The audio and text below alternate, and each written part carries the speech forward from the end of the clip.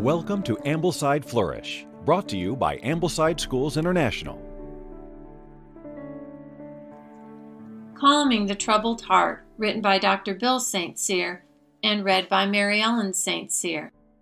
We humans are destined to live in troubled times. As novelist and screenwriter William Goldman so eloquently puts it in The Princess Bride, life is pain, highness. Anyone who says differently is selling something.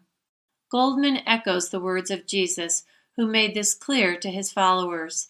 In the world you will have tribulation. Anyone who is paying attention knows this to be true.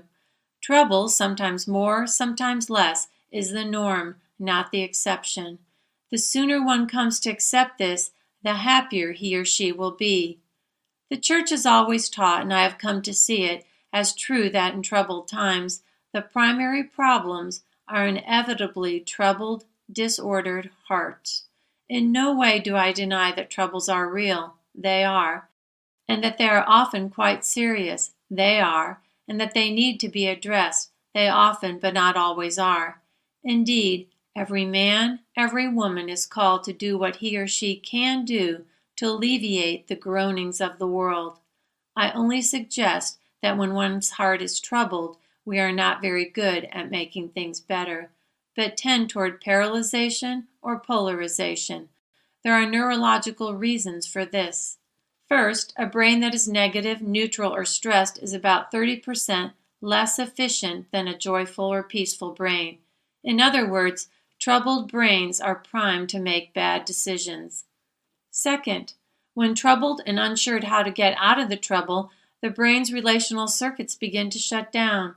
These networks of neurons are the brain's structures that allow us to accurately read the minds of others and empathize. When they shut down, we are flying blind, unbeknownst to us.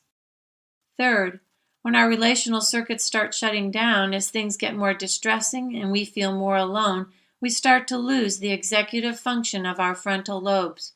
When this happens, the so-called reptilian brain starts to call the responses. We are left with the options of fight, flight, or freeze. Fourth, for humans, confirmation bias, the tendency to believe anything that supports what we already believe and disbelieve anything to the contrary, becomes a vicious cycle. Our brains would rather not have their existing neural networks challenged. In a troubled brain state, this increases. The more troubled the brain, the greater the cognitive rigidity and the greater the confirmation bias. Finally, as a protective measure, when relational circuits are down, we tend to imagine the worst outcomes and cannot be persuaded otherwise, leading us down an aimless path, which supports and increases our distress. We have all experienced this troubled state to some degree with ourselves and others. It is bleak in the least, and at its worst, a pervasive hopelessness, despair, and loneliness that acts as a reality in the present moment. Not a good time to make decisions. Yet often in this state, one wants to do something. In the simplest of troubles, for example, if one's heart is troubled by a leaky faucet, the trouble may be resolved by fixing the faucet. But if one's heart is troubled by some peccadillo of a spouse, it is extremely unlikely that the trouble will be resolved by fixing the spouse. Seeking to cure a troubled heart by managing and controlling circumstances is an illusion, an alluring fancy, doomed to fail. Equally vain is the attempt to cure a troubled heart by obsessively ruminating over all that is wrong with the person and extending this globally to the world at large. If we are to address the troubles in our homes, in our schools, in our businesses, in our cities, and in our country, we must first address our own troubled hearts. But how? In what follows, I do not mean to suggest an easy, quick fix, only to propose a few important principles. Deep wounds can take a long time to heal. Relatively minor wounds can fester and become infected, particularly if they mirror earlier wounds. While change can come quickly, in my experience it usually takes time, often a great deal of time, which seems a real downer. To some measure, it is for all of us a long pursuit, but what is the alternative? We move forward or we regress back. Given that we never fully comprehend the depth of someone's journey, even our own, We never condemn a person for their place on the road. If we do, we become part of the problem rather than part of the solution. When one's heart becomes troubled, stays troubled, and is unable to get untroubled, the brain has encountered a trouble bigger than it knows how to process. As a general rule, what troubles us today troubled us yesterday and has the potential to trouble us tomorrow. Growth is a process of perseverance over time. Again, I do not mean to suggest an easy, quick fix. Recovering from a troubled heart is often a long and difficult journey. What I do want to suggest is that we are not designed to make this journey alone. There is nothing more painful than being alone with a deeply troubled heart. When no one knows me, no one gets me. My heart screams or turns to stone. What we all desperately need is someone who will see what our troubled heart is seeing. It does not require agreement regarding the right or wrong of what is seen. To use a simple example of teacher with student, I can see that there's a lot of work to be done here, and you think you can't get it all done. Tell me about that. Empathize, enter into and reflect back, both verbally and non-verbally, what our troubled heart is feeling. This amount of work feels overwhelming. How would you describe the feeling of overwhelm? How big is it?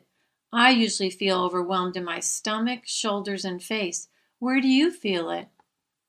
Recognize that which is relationally, psychologically, and spiritually damaging, what the Bible calls sin, and name it without condemnation. You seem desperately concerned about doing better than everyone else. That is not good for your heart, and no one wants this kind of turmoil for you, especially our Father. Is there anything I can do to help you let go of the anxious desire to best all others?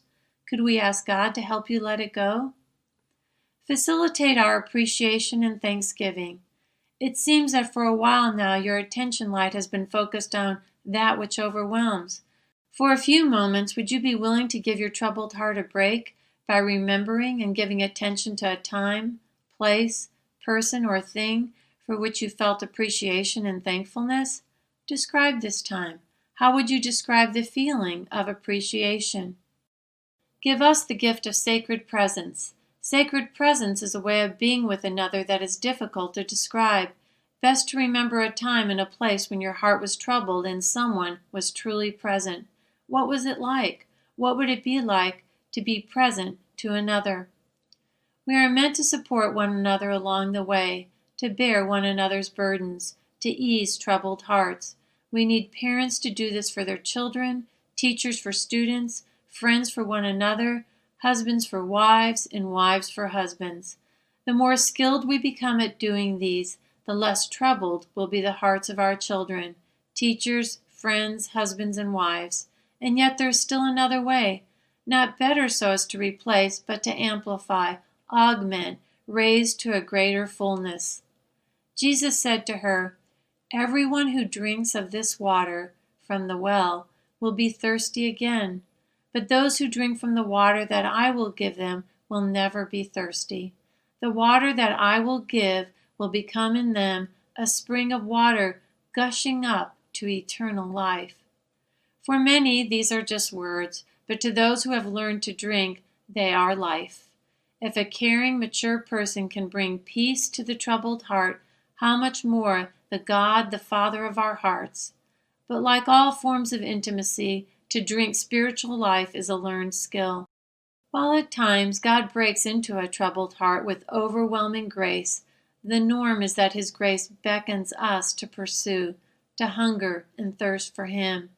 There are many ways of learning and practicing the skill of intimacy with God. Two such practices are Lectio Divina and devotional journaling. Like human relations, intimacy with God requires the cultivation of certain skills. These skills take practice. As a rule, the skills of spiritual intimacy are best practiced and learned in times of relative peace. The skills will then be in place when the trouble comes.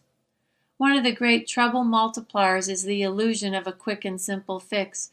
We must not expect it. The most significant balm for the soul is, "You are not alone." Finally, if while still young, a person learns the skills of recovering from a troubled heart, he or she will be much better prepared for facing the troubles that life inevitably brings. Learning such skills are an essential part of an Ambleside education. Ambleside Schools International fosters an educational renewal based upon the pedagogical insights of British educator Charlotte Mason. Serving an international community of parents, teachers, and schools, Ambleside makes a living education accessible to all. For additional information regarding Ambleside Schools International and training opportunities for principals, teachers, and parents, please visit our website at amblesidschools.com.